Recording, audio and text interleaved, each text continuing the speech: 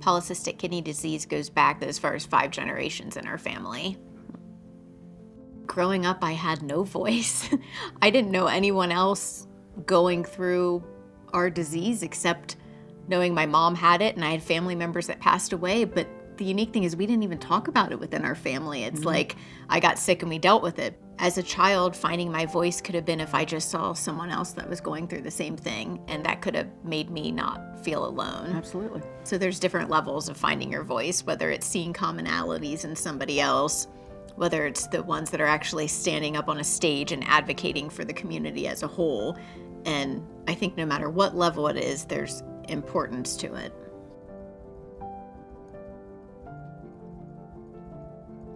When things appeared, because they did, I can't describe how devastated I was.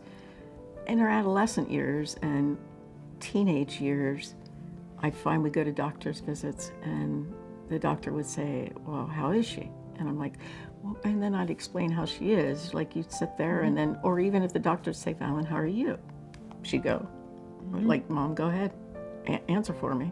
She was my mom, my friend, and took on the caregiver role. I was still the person that answered the questions, took the notes for her medicines and everything. And your dad, you know, he's a rock. Absolutely. She got her voice from right after she got her transplant, and when a nurse came in and she told Valen the medicines to take, and I'm like, okay, what's that and what's that? And she's like, no, this is Valen. If she wants to succeed with this, it's your role. I actually trusted it because she was by this time on board and she was absolutely ready to handle it. Now I feel Noah being my caregiver, it's more of a partnership because I'm an active member. And I think sometimes finding your voice could be as simple as seeing yourself in someone else, meeting others that walk in your shoes, about to go through what you are. The comfort in that is huge, just that you feel seen and heard and see somebody that's post-transplant and say, okay, if she can do it, I can do it. And that in itself can give you hope. A young York County woman has spent most of her life struggling with an incurable kidney disease. Now her story is being told. Valen Keefer, she's a patient advocate. Valen Keefer, she's had not one but 2 organ donations.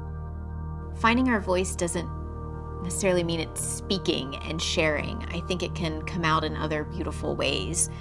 For me, I learned of my love of writing, and that has become so therapeutic. I've seen many in the community who paint and draw and do all kinds of art, and that's just a time for us to escape in a healthy way and get to a positive place and separate ourselves from all that we endure. It's almost like we have this pent-up experiences and challenges and these emotions that build up that it's like we don't know what to do with them, so they need to come out. And we have that choice. We can take these dark, challenging times and we can turn them into something meaningful and beautiful and help other people.